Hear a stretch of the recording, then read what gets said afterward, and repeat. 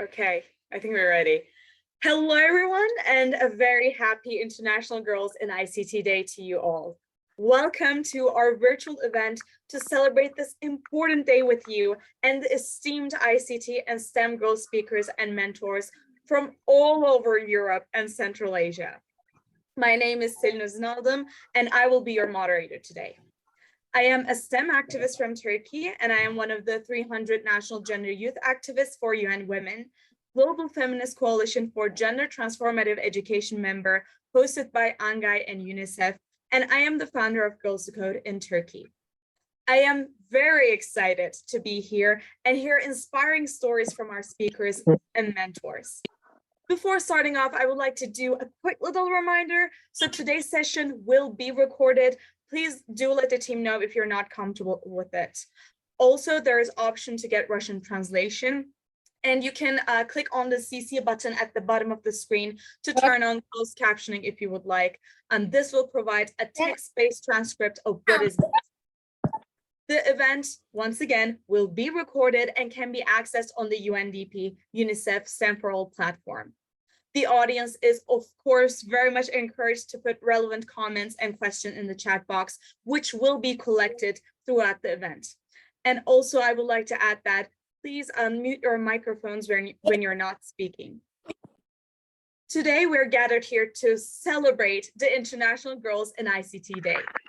This year's theme is Digital Skills for Life, and for girls and young women like us to thrive in science, technology, engineering, and mathematics career. We need to acquire skills to become both ICT users and creators in the digital world. This STEM4ALL event has been co-organized by UNDP and UNICEF to have a discussion on this theme, and we will be meeting inspirational women and girls in Europe and Central Asia who are working in STEM fields or supporting women and girls to follow their passions in STEM. Whether you are a student, early stage career, or looking for a career change, or simply you are interested in these areas, you are at the right place. We have such an exciting program today. First, I would like to pass the floor to Shiba Harma, who is the Regional Gender Advisor from UNICEF Europe and Central Asia Regional Office, for her opening remarks. Shiba, the floor is yours. Well, thank you so much, Selin, and it's a good day to everybody. It's a pleasure to warmly welcome all of you on behalf of UNDP and UNICEF to this year's Girls in ICT Day event and the celebrations. We are supporting young women and girls in ICT and STEM education and careers. Now, UNDP and UNICEF, we have a long-standing regional partnership through our STEM4ALL collaboration. We are promoting gender equality, digital education, and equal access and opportunity for women and girls in the region, but also beyond, reaching as many girls as we can everywhere. So Girls in ICT is certainly very important within the UN's overall work towards the SDG. And we see these days that for many young people, as we have so many participants today in this call, digital platforms are a primary mean through which you connect with one another. Sometimes it opens new doors, especially for women and girls, to empower yourself personally, professionally, economically as well. And therefore, we are looking at ways in which we can promote the education of women and girls in science and technology fields. Yet we see that, as many of you have experienced in your lives, that women and girls, not only in our region, but beyond and globally, continue to be underrepresented, left out in this area, and they miss essential learning opportunities in STEM and ICT, and therefore also not there in the careers and workspace as well. So we see that through systemic inequalities, not only within the STEM fields that we see worldwide, but also the importance to really address and counter negative stereotypes. There are sociocultural norms that hold women and girls back. So these barriers need to be addressed if we are to really fully close what we call as the gender digital divide and have more and more women and girls coming into this career and work stream and education as well. So for us today, Girls in ICT Day is a very important moment to celebrate all of the wonderful young women and girls who go against these trends, go against these barriers, who overcome so many obstacles, and who challenge gender stereotypes, who are leading, who are succeeding in ICT, and who actively champion for equality. So today we are very pleased to welcome a huge participation of several young women and girls. We celebrate your achievements, efforts, innovation, your hard work, your role as mentors, tutors, leaders in the STEM and ICT fields, and we will further strengthen gender equality for the benefit of all, so that we can look at a new generation who will thrive in the digital sphere as innovators, as entrepreneurs, and all of us as seekers of knowledge. So for UNICEF and UNDP, and along with several of our partners, we are today amplifying our commitment to promote technology and innovation as an accelerator for girls' empowerment, for women empowerment. And we call for the continued collaboration and investments that are really required in this area to support women and girls in their transition to the world of work in STEM and ICT. So warm welcome again. On behalf of everybody behind the scene, I'm very happy to have all of you join us. And I wish every one of us a wonderful Girls in ICT Day and event, learning, mentoring, and sharing from one another. Thank you. Thank you very much, Shiva. That was very inspiring. Empowering women and girls through STEM is crucial, and STEM itself is a powerful tool to achieve that. And while trying to achieve that, we need to address the barriers we are all facing at some point and overcome those barriers together, because we are in this together indeed. Thank you. Today, we will first have a plenary session to hear from 11 girl ICT and STEM leaders about their journey and passion. We will ask them to share 3 points: their name, their current role, and their journey to ICT and STEM fields, and 1 piece of advice for the audience on how to thrive in ICT and STEM fields like them. After that, we will meet our amazing mentors and dive right into our specific discussions at the breakout sessions, where you will have one-to-one conversation and freely discuss with our mentors and girl leaders. Then we will meet back in here for reflections. So here we have 11 girl speakers who are ready with their advice. Let's get to know them. Let me first introduce Tea Alia from Albania.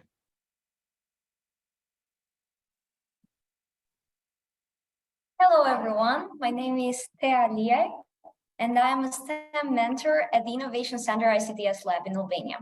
My STEM journey started 4 years ago when representatives from Code for Albania program visited my school to introduce the program to the 9th graders. One of the staff members actually was very excited about technology and motivated us to apply for the program's first year. But even though I had no interest in tech, I felt curious about it and challenged myself to fill out the application form.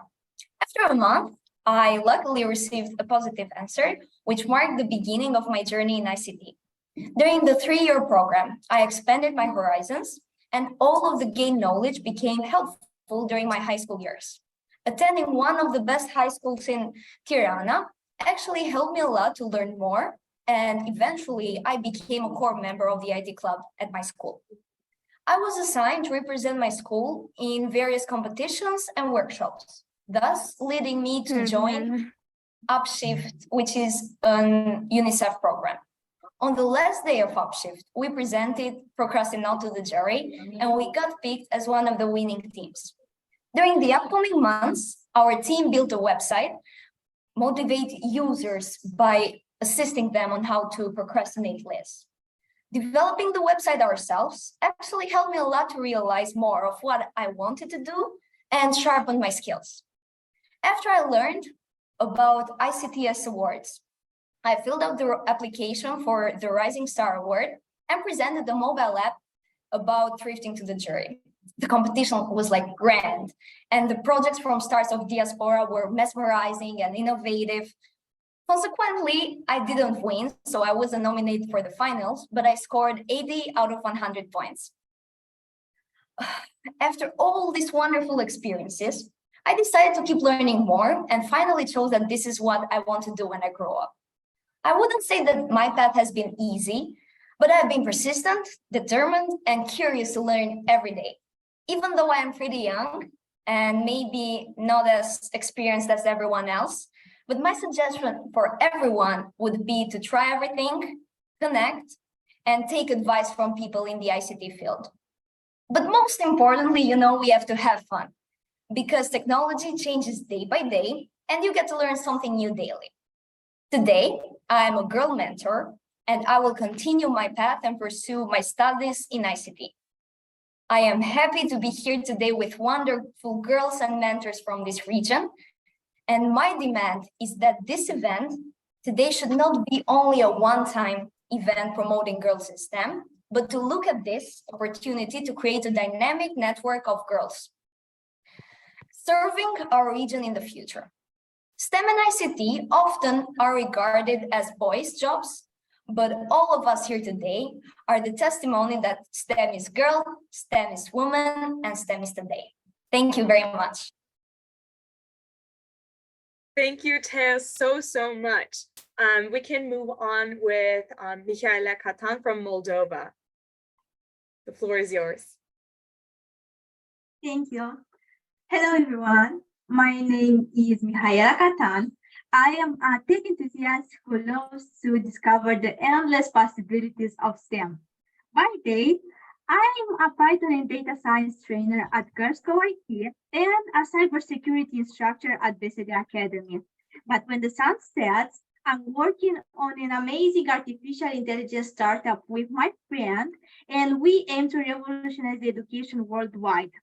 And as if that weren't enough, I'm also a student into the 12th form, and I try to balance my studies with my passion for technology and innovation.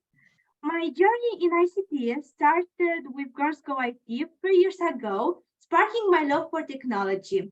Since then, I've taken on multiple internships in data science, web development, and cybersecurity, enriching my knowledge and my experience. I also attended multiple artificial intelligence camps, diving deep into the latest technology and tech advancements. As a result of this, I was awarded in the 10th form a fully funded scholarship for an informatics program at one of the most prestigious universities in the Republic of Moldova. And recently, I also won the information technology category of the Moldova Science and Engineering Fair, a major pre-college STEM competition in my country. As a Girls Go IT ambassador, I'm stoked to bring the world of tech closer to the young ladies in the northern part of Moldova, inspiring them to explore their tech passions.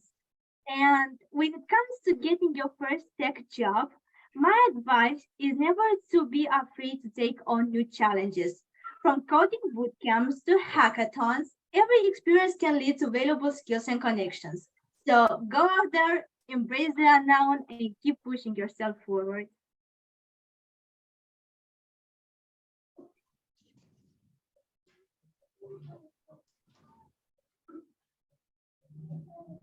Oh, sorry, I think I was muted. Thank you, Mihaela, so much. That was beyond inspiring. And before moving on, I would like to quickly remind our speakers to keep their speeches under 3 minutes. Thank you. Now we will be moving on with Diora Daminova from Uzbekistan. Diora, the floor is yours.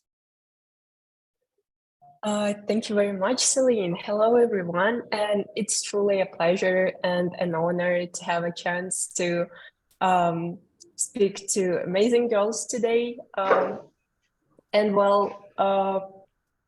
My name is Diora once more, and currently I'm in the US studying aerospace engineering at the University of Colorado Boulder. Originally, I'm from Uzbekistan, and I'd say my STEM journey began around 2 years ago when I first got admitted to Alva Youth, one of the, I would say, most prestigious STEM-oriented educational facilities in Uzbekistan. And honestly, it was a scary journey because starting as a girl in Uzbekistan in a STEM field where they usually expect boys and men, it's truly something challenging. And here comes my lesson. Never give up, and persistence is always the key to achieving any heights in any possible field, and especially STEM.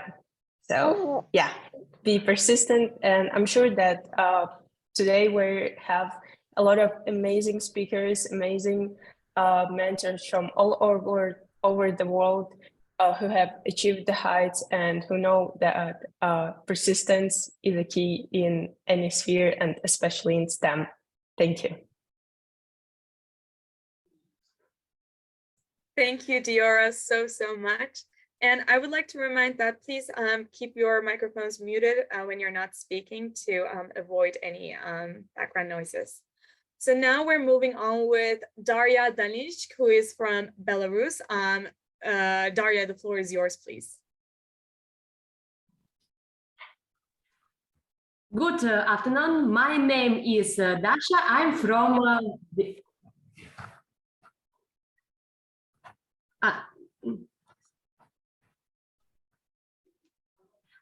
so I translate.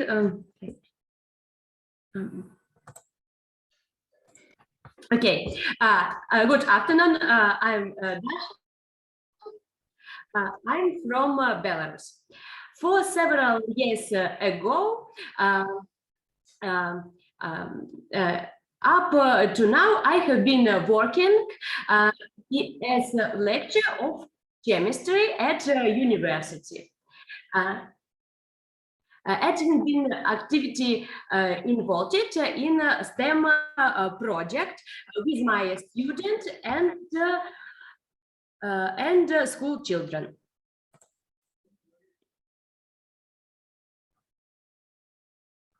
Most my scientific work is devoted to the green STEM approach, which combines experimental education and STEM. Together with my students, I try to solve local ecological problems with the help of STEM technologies. I mainly work in digital labs and simulation in environmental experiments. Now there are many online platforms where you can get new skills for free and should use it. Everything will surely to glow at first, but it is important not to give up. And most importantly, be confident in yourself, and then you will definitely need it. Thank you. Thank you very much, Darya. Thank you very much. And now I would like to pass the mic to Edina Ibrahimovic, who is from Bosnia and Herzegovina. Edina, the floor is yours. Hello, everyone. I'm Edina Ibrahimovic. I'm from Bosnia and Herzegovina. I'm in 3rd grade of high school, and it's really a pleasure to be here. My journey to STEM began like last year. There weren't many clubs or like any associations with STEM in Bosnia, so it was really hard for me as someone who was really interested in like fields in STEM to find an opportunity to work in STEM. So last year, there was like, my professor told me that I can join a club, and that club is called the IT Girls Club. And I joined, and there we worked, and we are currently also working with microprocessors. So our latest like project was a smart house. And yeah, I don't really have much experience because I'm really new to this, but this is the part of my story. And also my advice is to always work hard, be persistent, and don't let anyone ruin your dreams.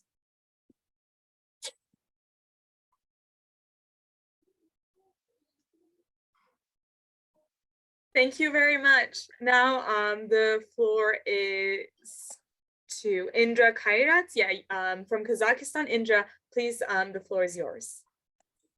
Hello, my name is Indra. I'm a fourth-year student at Kazakh British Technical University, and I'm developing a video game with a team of 4 people. We are developing a 3D detective game on PC in the setting of Almaty 90s. Before deciding to create a video game, I was engaged in 3D modeling, but I realized that I would like to create something more, and after the Game Lab summer school, where they held masterclasses and a small introduction to game dev, I decided to offer my friends to create a video game together. All of them together with me took courses in 3D and animation. So after several discussions, we started developing the game idea and concept. Since we are quite new and this is our first project, of course, we knew that there would be difficulties. And the most expected difficulties are usually in the field of development, such as code, environment, plots, concept, etc. What we least expected was how difficult it's sometimes to work with other people. Even if you know these people for a long time, everyone has different characters, personalities, and when you work together for a long time, you are tired and hungry and want to sleep, breakdowns and conflicts begin. But we're proud that we are trying to solve everything and learn to accept each other, take care of our feelings. The mood of the team greatly affects the work, support, and the game.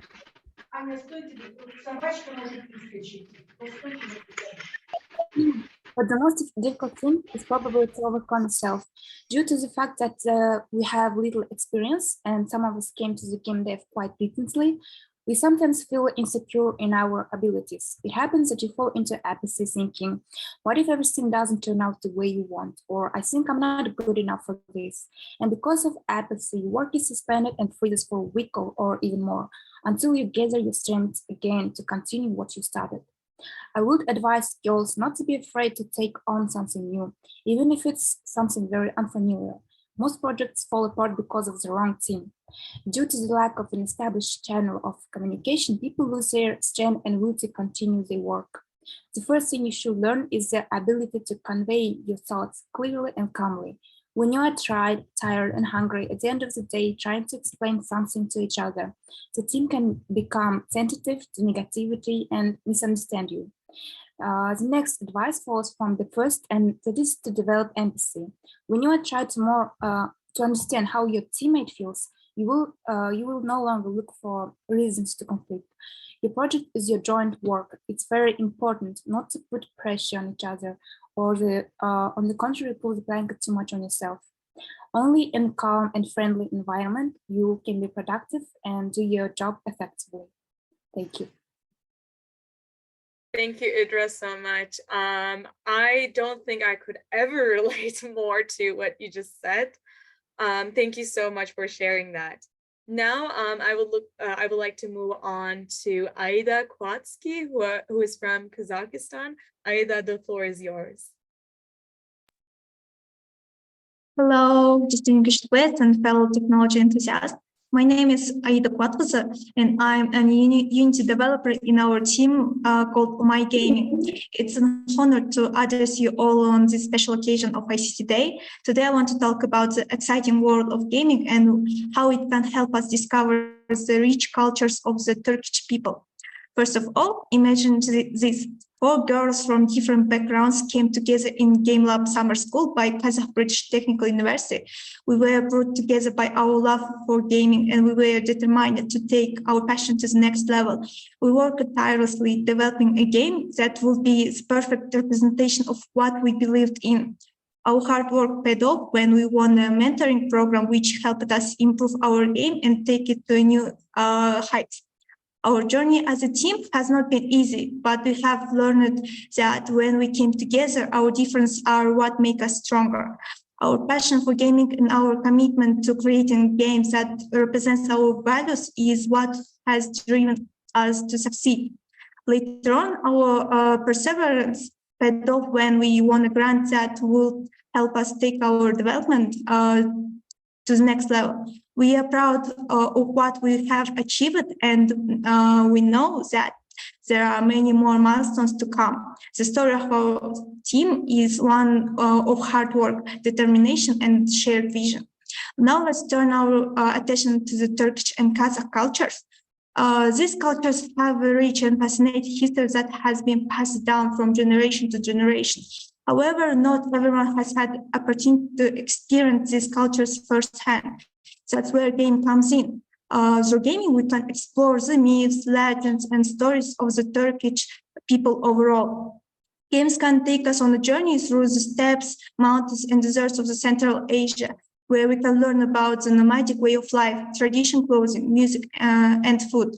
For example, our currently developing game, it's called Is, which means trace from Kazakh language, where players take on the role of a nomadic girl.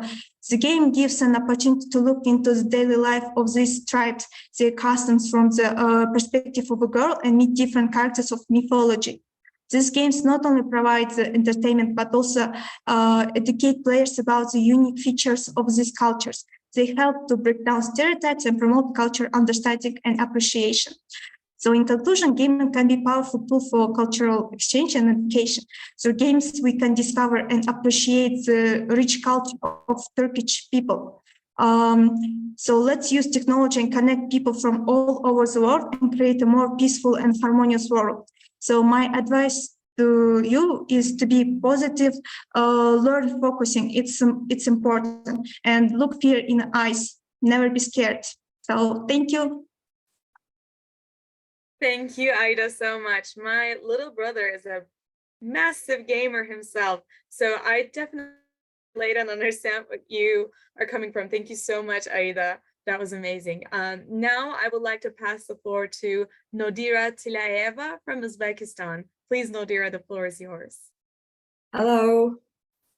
Hi, my name is Nadira Tilayeva and I'm from Uzbekistan.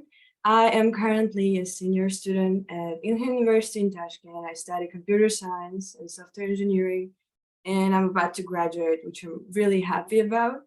Also, I work in a space monitoring center under Uzbek Space Agency in the Department of AI and Development. I know it's a lot of long and complicated words, but basically what we do is we analyze information from different satellites.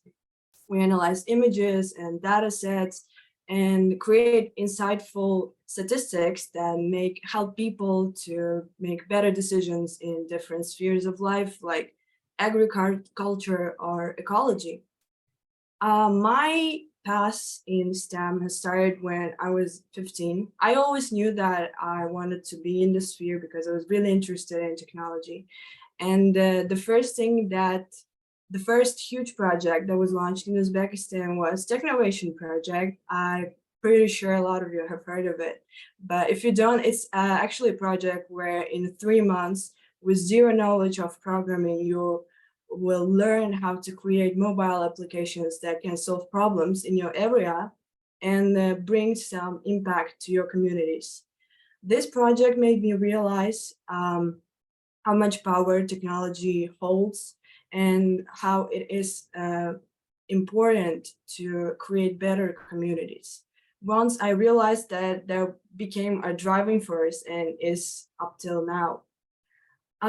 Also, I took part in a lot of projects organized by different organizations, and one of them is UNICEF project that me and my friend Diora took part in, where we were taught how to assemble nanosatellites and then launch them and then analyze data out of it.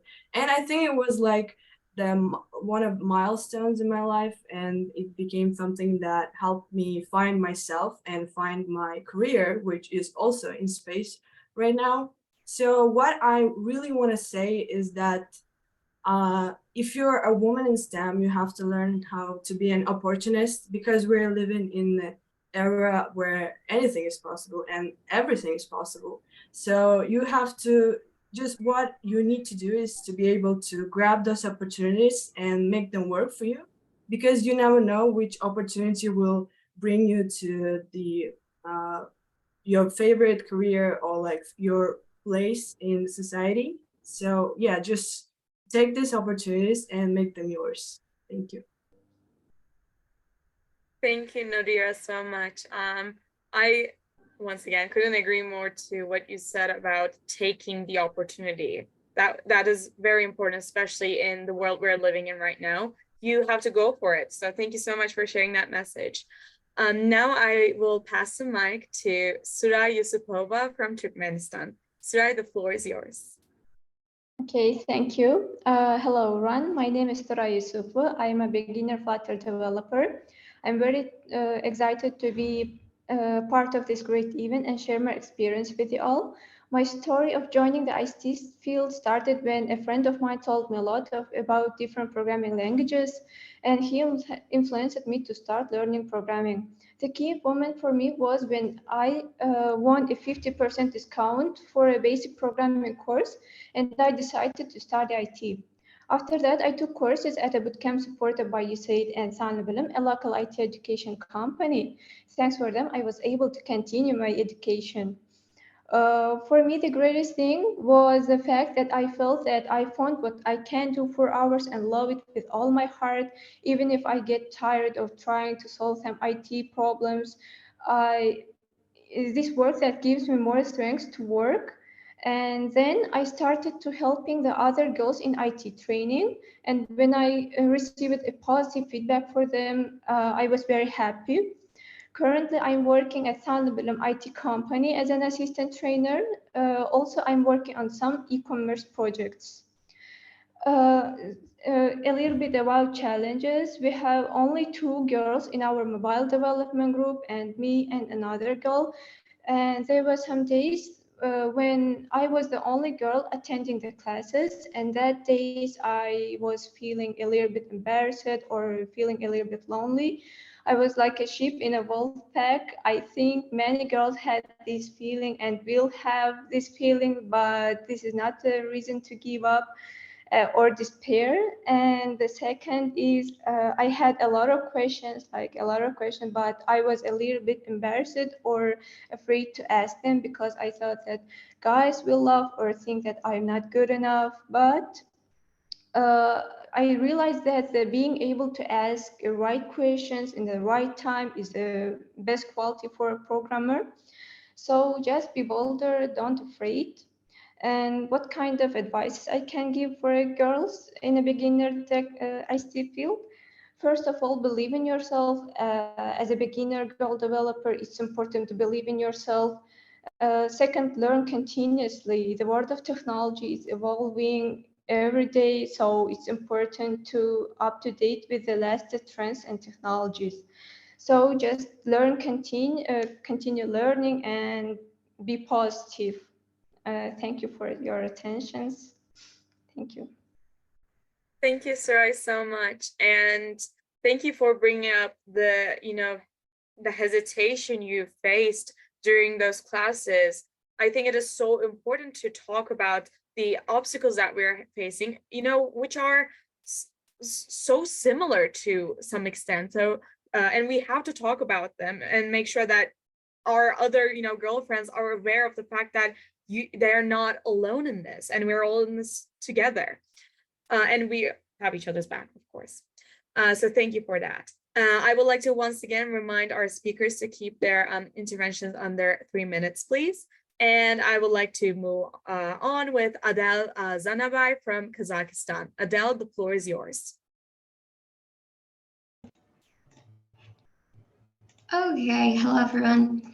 I'm Adel Zanabay, a fourth-year student at Kazakh British Technological University. I'm finishing my bachelor's degree in information systems this year. Right now, I'm working on my diploma project where I'm a designer for a mobile application startup project, while on the side doing freelance design and illustration work, as well as solo developing my own video game with the help of Game Lab and KP2. So with that personal project, I'd like to say I think it had played a major part of my personal journey in IT, because there's this difference between just doing coursework and working on something that you're actually really passionate about. So when you start, it started with nothing, to say just one character model in a rig, but with the help of the mentorship program, with working with definitely more experienced specialists and learning more things than I ever had before, I've been able to make a whole playable project, which we're planning to promote this year and we already have 3D models, UI, animation, code, everything. It's been great. So I would like to say, in my experience, I've come to realize that computer science is an extremely flexible sphere to work in. I'm someone who's more into creative work, like writing stories and making artwork. And there's this belief that technology and art are opposites, which they really are not. Both a painter and a programmer gather tools, information, and knowledge.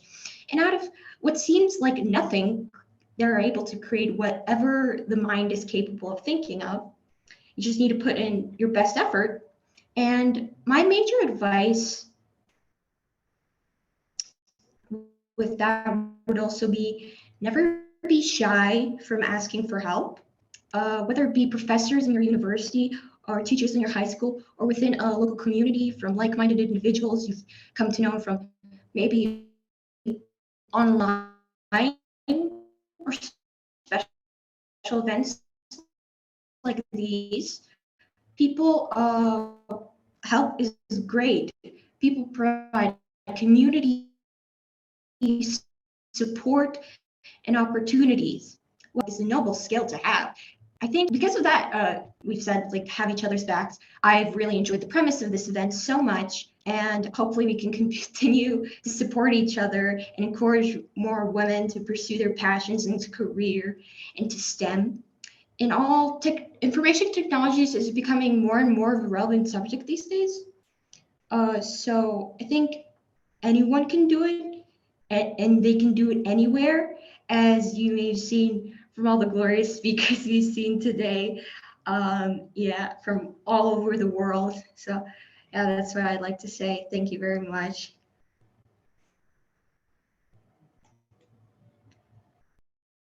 Thank you, Adele, so much. Now our last speaker, last but certainly not least, Rukshona Jamalova from Tajikistan. Please, feel free to take the floor. Yeah.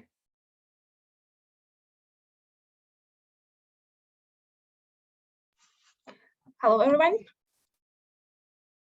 Can you hear me well? Yes. So I'm Rukshona Jamalova from Tajikistan as facilitator for Tech for Girls in Tajikistan in Innovation Hub. It's about 3 years that I'm working in this direction, and under my leadership more than 100 and thousands of girls are learned and still learning ICT in my community. This project is supported by UNICEF Tajikistan, and I'm so happy that I'm today joining this amazing event. So we got a lot of information about the opportunities that we have in the sphere of ICT and STEM. Let me say you some gender barriers and stereotypes that girls can face in their or in our community, or personally I face in my community. So I think that gender stereotypes is harmful when it limits women's and girls' capacity to develop their personal abilities, pursue their professional careers, and or make a choice about their lives. Women face a unique challenge when pursuing same careers. Stereotypes about women's abilities start early, often meaning their confidence in their mathematical and technical skills. Gender stereotypes also shape career ambitions when asked to draw in our society. When the girls they have asked to draw scientists or mathematicians, girls draw a man twice as often as they did women, and boys almost always draw a man. Some women and girls in ICT STEM field face a number of barriers and stereotypes that can hinder their career advancement and professional development. Some of most I think the most common gender stereotypes and barriers that women can face in ICT are society's expectation that women they should choose more traditional professions rather than STEM and ICT. The second one is limited opportunities for women and girls in the sphere of ICT, and also there is a gender inequality between men and women when they are going to enter the university, that choosing their profession then centric. And also in the workplace, also there are a lot of gender barriers and stereotypes that we can face in our community, which limits the development of young people and girls in this direction. Also, to overcome some of these barriers and stereotypes, I think we can do some comprehensive measures. First of all, education and outreach. We can we can engage more women and girls in this direction by showing them, by illustrating them, the leaders of this direction, the leaders of women that reached success in this direction. Also empowering them, empowering their leadership skills in their community, and flexible working hours, to create a flexible working hours for women so that they can combine work with family and also life. Equal pay, also to guarantee equal pay regardless of gender in their workplace. Considering having a special programs like in leadership programs for women and girls that involved also technology activities and STEM. I think there are a lot. These were some of my recommendations in order to engage more women in STEM and ICT. Thank you so much.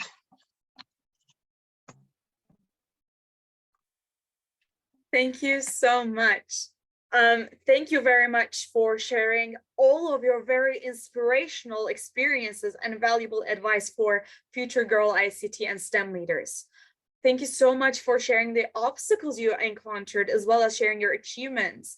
I cannot express enough how important and valuable sharing these stories are. So thank you so much for that. So now I think we can move on, and I would like to remind that these girls will be also joining the breakout sessions.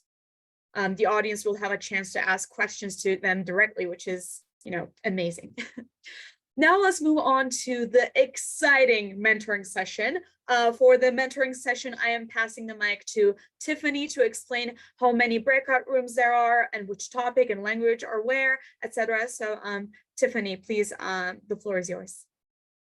Thank you, Celine. Hi, everyone. I'm Tiffany. I'm with UNDP and together work with my colleagues Rui and Shiva. And yes, I'm so inspired by all your stories. And I just want to quickly just share the instructions for our breakout session, and hopefully people can hear me. Okay, I have unstable connection, so just let me know.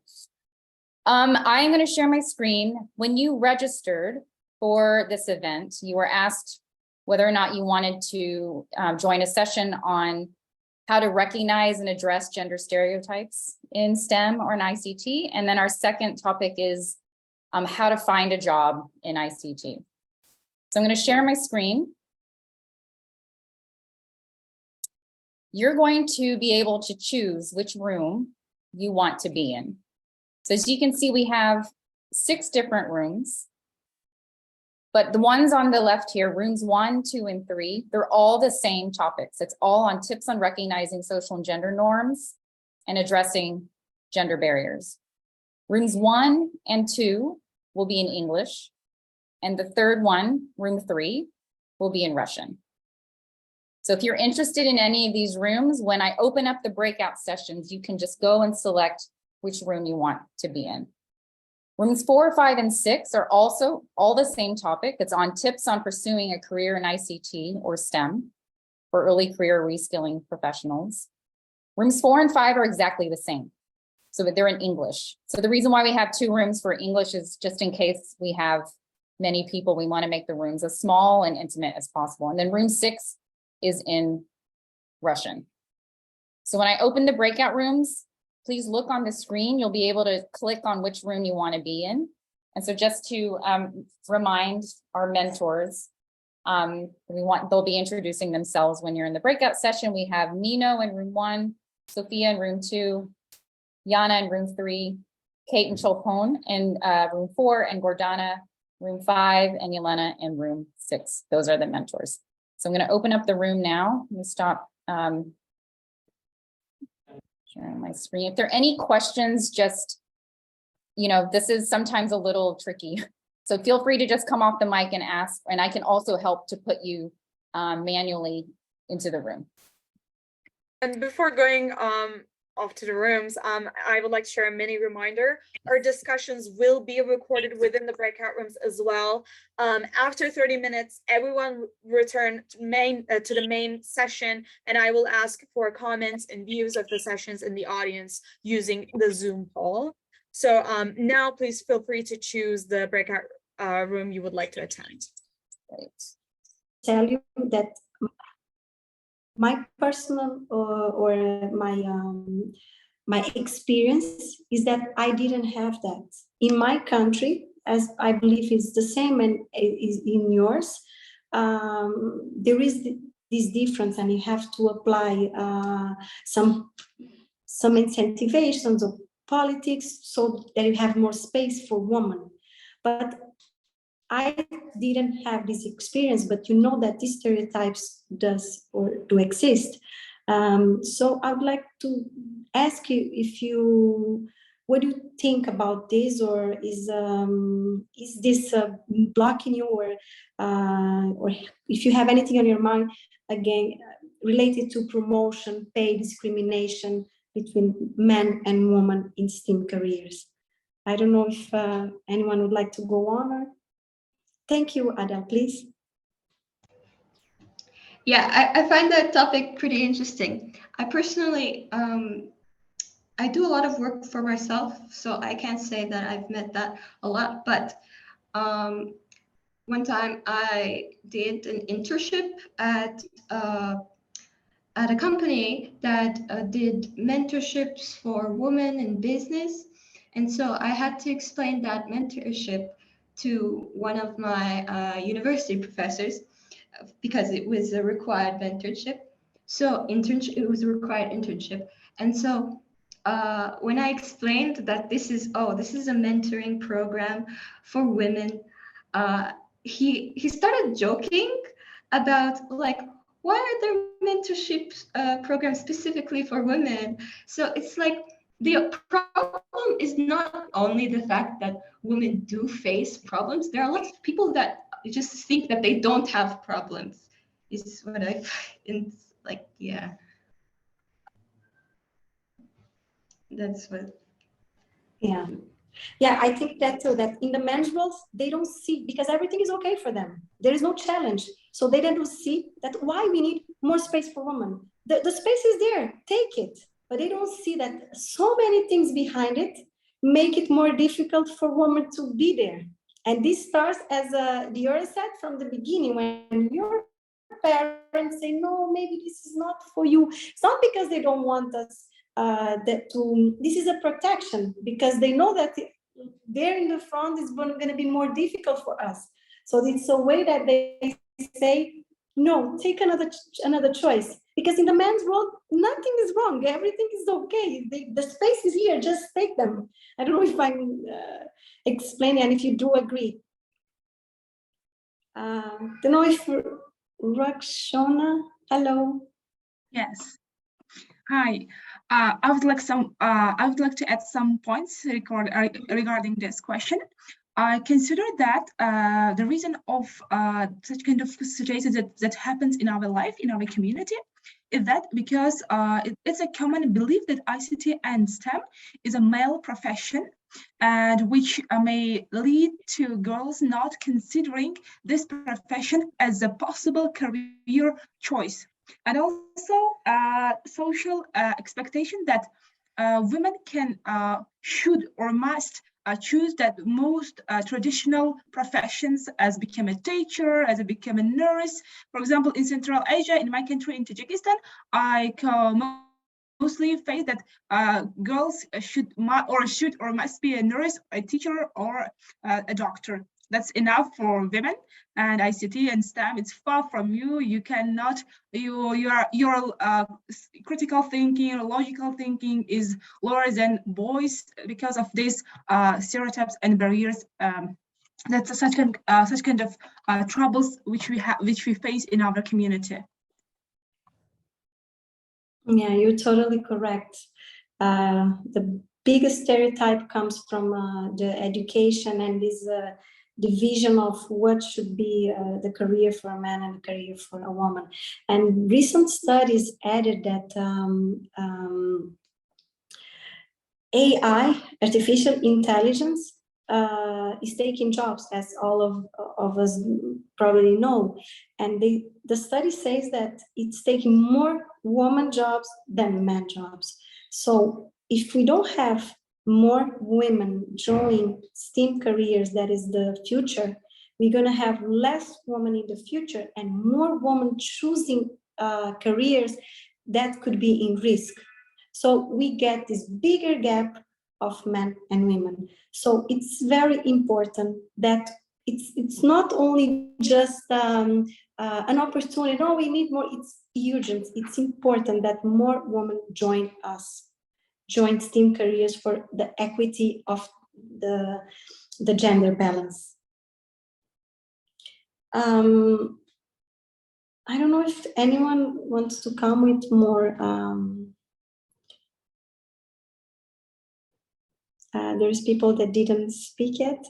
I don't know if Seja, do you wanna, I don't know if I'm pronouncing the name correct. Do you wanna come in and tell us where are you from? And I'm not sure even if I'm supposed to speak. I'm from UNICEF, so. No, if you don't, okay. Well, more as a support. I can briefly share some experiences and actually more of information I have from the field working with the girls. Can you give me, sorry? We have a little bit of difficult hearing, but okay, go let me ahead. check my headphones. Sometimes there is issue.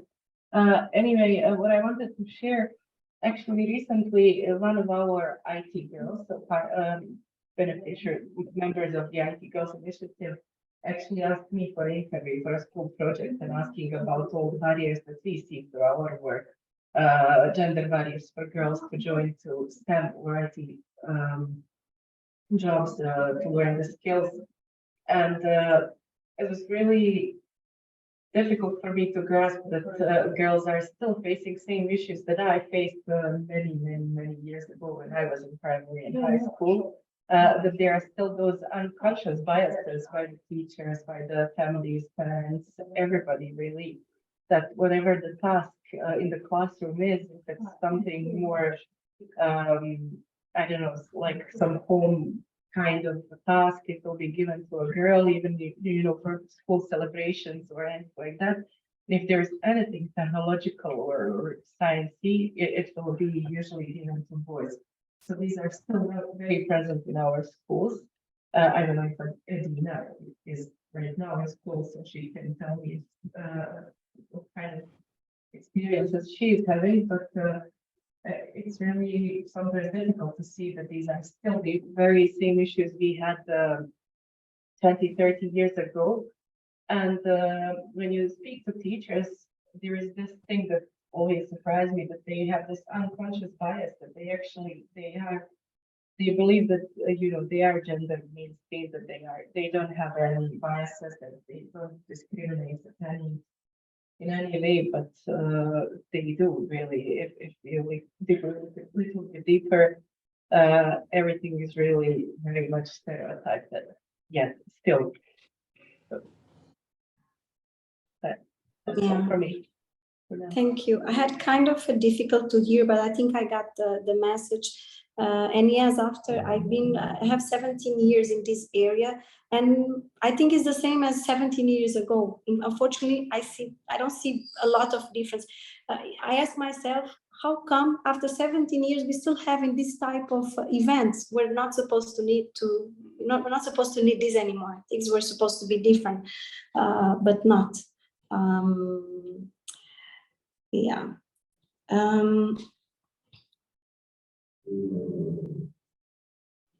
I don't know if we have other girls and women in this.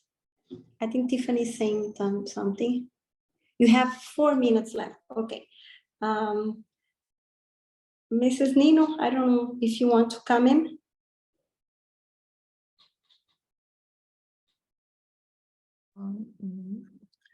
Maybe we can ask everyone and they want to add something. Maybe it's some participant here who don't speak nothing and we can give floor. Amanku, do you want to go? Yes. Go on? Or I don't know if Shana, did you raise your hand? Or Sarah. Okay.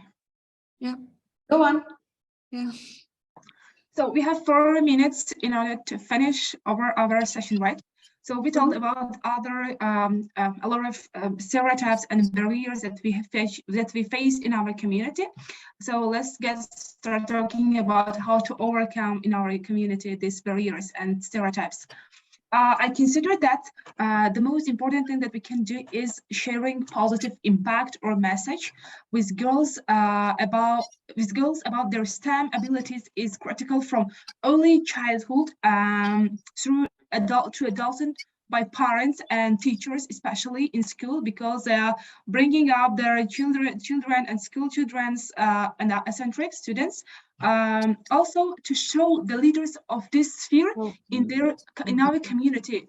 We have like we can organize like a TED talk, women's in this sphere who reach success in this direction, and talking how they can overcome these barriers. And because for example, in my community, I live in a region in like a small village where the people far from the ICT or STEM. I'm organizing such events to this community and inviting the leaders of this community, because they will impact more than others that leaders comes from the city. And also we have to more give the students opportunity, like girls, every school that they have like additional courses. Sorry? Nino, can you put your mic off, please? It's okay. You can continue, please, Roxana. So we can engage other goals like in a additional courses, free additional courses. For example, in my community, we have innovation laboratory of UNICEF in every region of Tajikistan.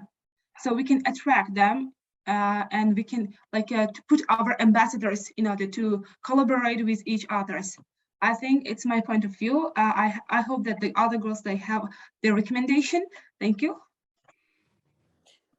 Very good. And I have to remember everybody to do visit STEM4ALL website, where there is a lot of partners and that you can network and do this work that you are doing in your community, and also mentorship and other opportunities for to empower you to do the same in your region. Thank you, everybody. Thank you. It was a pleasure. Thank you. Thank you. Thank you.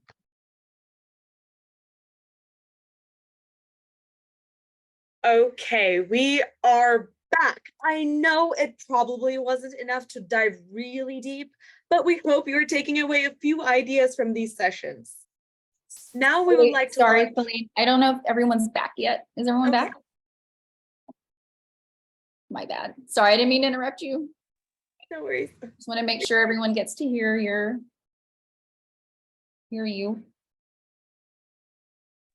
Okay, now they're all like coming back. Was not enough time at all. I can imagine. Very fast. I'm asked the wrong question.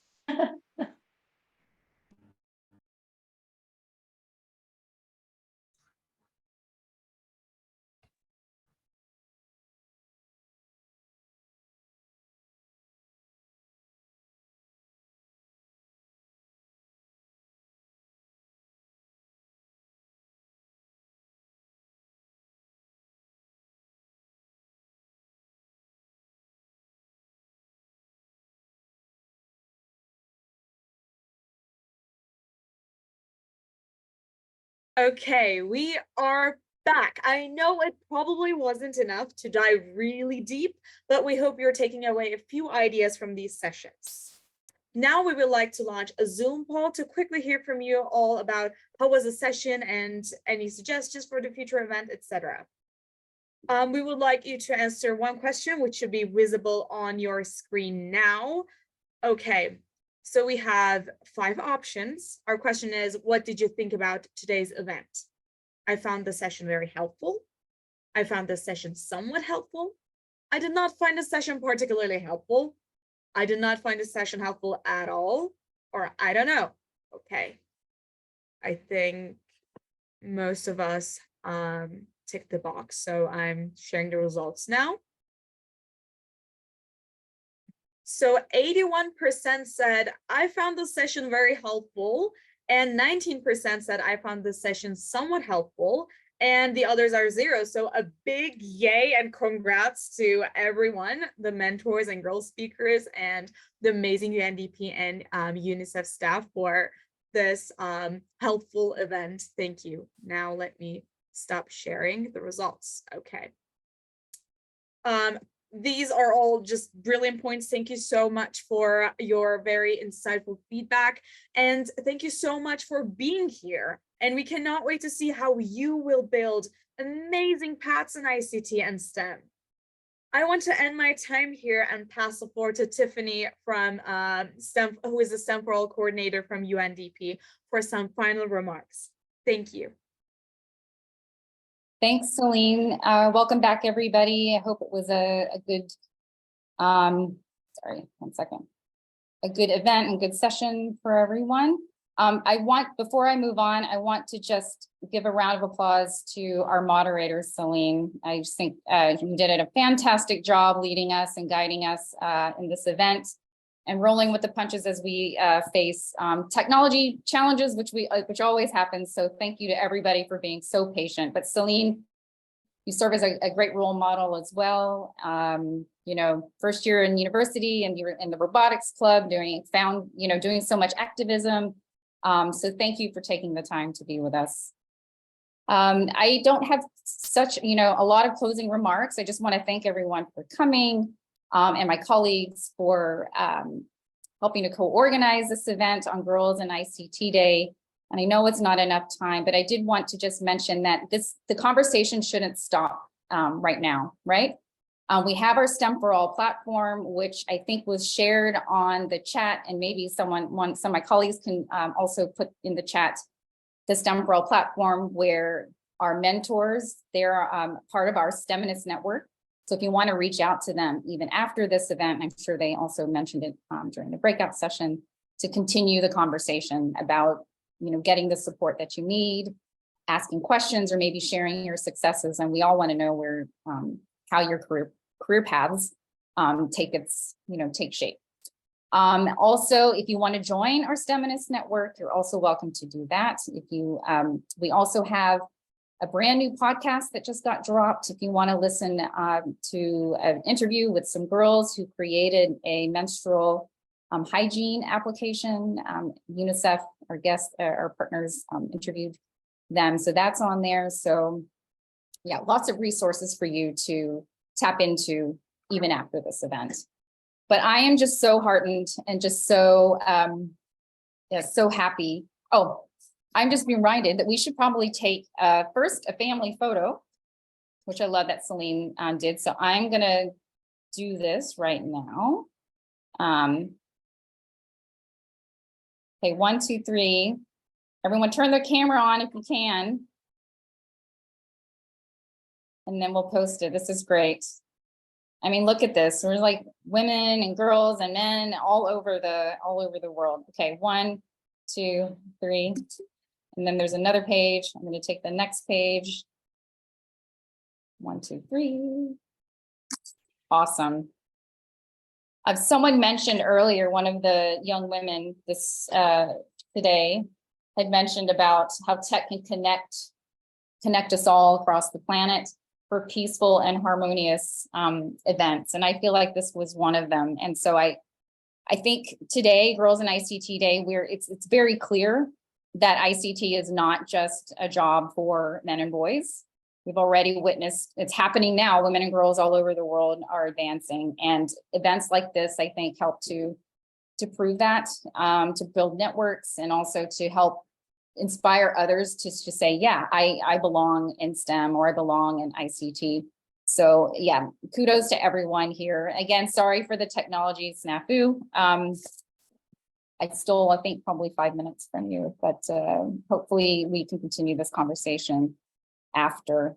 So again, happy Girls in ICT Day. Thanks for joining. And if you have any questions after, do reach out on the STEM4ALL platform. I'm going to be emailing a recap of the summary, a summary of what happened in today's event, like key takeaways, and then also the emails of our mentors and speakers so that you guys can reach out to one another post-event. So thank you very much, and we'll see you next time. And I see there are things in the chat here, sorry, just before we go, that there is a Women in Tech Summit in Warsaw. There's the link in here, the STEM4ALL link. And on May 12th, Yana had shared that they're having a Women in IT Awards 2023. So hope to see you there. Thank you. Thank you, everyone. Thank you. Thank you, mentors. Thank you. Goodbye. Thank Thank you. you. Thank you. Bye-bye. Bye-bye. Bye. Ask people, how does your day look like? For example, you reach out to someone which position you kind of envision, and you're like, and then maybe you like their day, maybe you don't, and then you don't want to pursue it. And I also didn't know where I will end up, that I will be, in this sector. I was dreaming about a graphic design awards in Paris, and then look where I'm now, right? So thank you, Mariana. Do you have any additional question or? No, that's all. Thank you all so much. Thank you so much. And I see UNICEF from Turkmenistan raised hand. Would you like to ask something, or did you want to add some comment?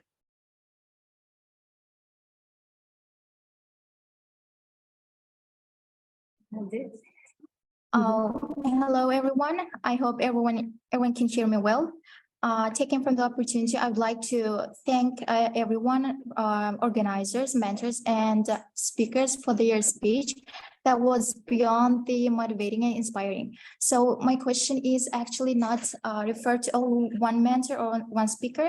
I would like actually ask your advices. For example, I'm actually from Turkmenistan, and my career is not even related with STEM or ICT, but I'm now at the moment thinking of changing my career as the world is changing and digitalizing day by day. So I want to start my career on ICT and STEM, but I don't have any knowledge related to this field. So what would be your advices to those ones who don't have any beginning knowledge but want to have the career to the upper level on ICT or STEM?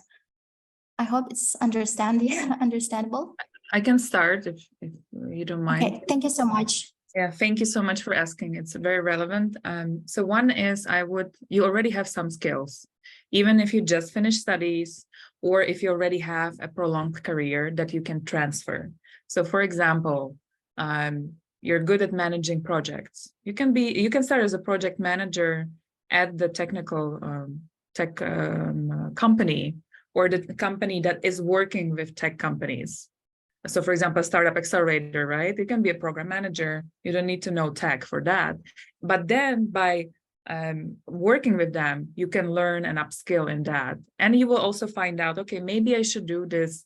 There's a lot of free resources out there. Google has a free product manager, program manager, certifications that you can deep dive into. And same like I told to Mariana, and all of us are saying, choose few roles that seem interesting to you or fields and talk to those people, write them on LinkedIn. Hi, I'm thinking about switching. What would you recommend as first steps? Do I need to know this? Do I need to know that? So I would take those first steps, and build your network and then transition. There's basically no other way besides, studying for many years and and things like that. Dora Chopin, what do you think? Yeah, I would agree. Like as one of the strategies to switch your career might be choosing, like keeping your domain knowledge and finding a job which is like nearest technical or ICT. But also like you shouldn't be like fearful of changing, for example, completely like 180 degrees, like because I think some problems or some fears in our head is bigger than they in real life. So I know people who had, for example, BA degree, business administration, and then took few courses in programming and then started working as a programmers, like software engineers, and then ended up in like big tech companies. So don't also like be don't afraid to make those big changes as well. It takes only taking some courses, maybe university degree, like the longest it can take is 4 years. And the shortest it can take, like, I don't know, half a year of taking some boot camps and courses, or a year or two. So like, it's not, yeah, it's doable. And yeah, and if you feel like that you want to change, yeah, just do it.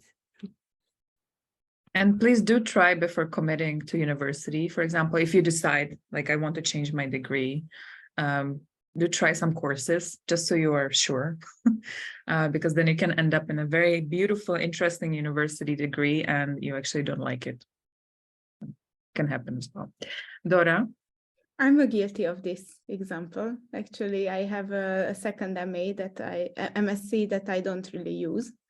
So I would also advise you to see some real life applications of what you would like to study. And I think that if you study something which makes you a generalist, it is also not a big problem, because then it gives you a certain skill set, it gives you the network as well, but then you can also like focus on your niche later on if you are not familiar with it right now. Like I'm thinking about like applications of AI. You can apply AI in healthcare, you can apply in manufacturing, in various fields, in agri-tech field. So maybe if you don't know yet what exactly you would deep dive, then you could also select something which gives you like a general overview, and then you can see where to dive deeper. You can take some extracurricular activities, do some online learning courses, join some small projects to find it out quickly. Thank you, ladies. I don't know why I'm a moderator. If there's one, please raise your hand. Did we answer your question? Do you have a follow-up question on this? Thank you so much. So can I add something also? It's like the additional question maybe. How do you think you mostly advised about taking some courses on university, on ICT or on technical courses, yes. But actually my purpose is not, is doing something without taking any university courses, because it's gonna take too much time for me. And how do you think, will it take too long without any university courses to dive into the, to dive deeper into the ICT? Yeah, I think I can take that question. Yeah, I mean, university is the longest You don't have to take that journey as well. You can take like boot camps, like just individual courses, or just go out and ask for internship in the companies and then upskill as you need the knowledge of some technologies or maybe concepts. So yeah, you don't have to have the degree. That's the longest journey, but you can take some shortcuts or yeah, learn as you need. Thank you, Chopin. Thea, do you want to add your insight on this? Because that's exactly what you're doing right now.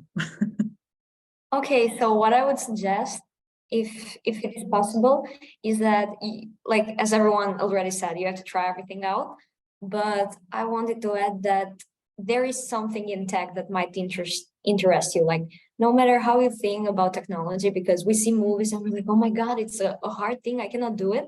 I think that everyone can actually find something in the whole tech community and tech field that can actually suit them. But I also had a question for you, especially Kate. I think that you said that you went to Silicon Valley, but like from your home country, I think from the Czech Republic. Am I correct? Yeah, that's so correct. What helped you to do that like big jump to the Oh States? my, we need like 20 minutes for that. So one, absolutely definitely network. You need to position yourself as a leader. You need to have those connections. But I didn't transition because of my network, you know. I don't have wealthy parents. I don't have a great degree. I was at that time working in the corporate innovation lab / early stage investment company in Czech Republic. I was working as an art director, but then I took on the responsibility to be a project manager. I was talking with a lot of clients, solving problems, understanding how to build startups and do early stage investments. So which we just spoke about, that sometimes you have one position, but you transition to other because you learn from the others in the company. And then I told them we had office in New York. I want to transition there as an art director. And they told me, well, we have a different proposition for you because of your skill set and people management. Why don't you go to Silicon Valley and open an office for us there? And that's how I transitioned. And the rest of the history I can talk about for many hours. And glad to talk about more if you reach out to me on LinkedIn. Tiffany said we have 2 more minutes. And we have one question in the chat that was waiting. It's from Migena Luga. She's from Albania. And she's been an ICT teacher, stopped working 7 years ago because of the long working hours. And during that time had some part-time jobs, but feels like she forgot everything she learned. Now she will be moving with family to Kuwait or Abu Dhabi. I live in Dubai, and she's looking for some advice about international certification about teaching ICT or any other really good certification to help to pick up the speed with ICT teaching. I'm not an ICT teacher, so I don't have an answer for that. But if somebody here does, even not from mentors and speakers, no, we will not leave yet. Then please, anybody, even Shiba, if you have from the UNICEF perspective an insight on it, please let's give Migena some valuable outcome of this. Dora, maybe you. I'm not super familiar with the ICT field. So my background is economist. I'm working with tech companies. So I would rather, I'm rather familiar with the upskilling, reskilling, and the applications of IT in the startups. Mm-hmm. I would suggest us take a look at the courses in Abu Dhabi, what they teach, what languages they teach to the children, and then take a certification in that area, or not just like online course. Or just teach online. Also, ICT is very broad, like depends what you want to teach. Maybe you can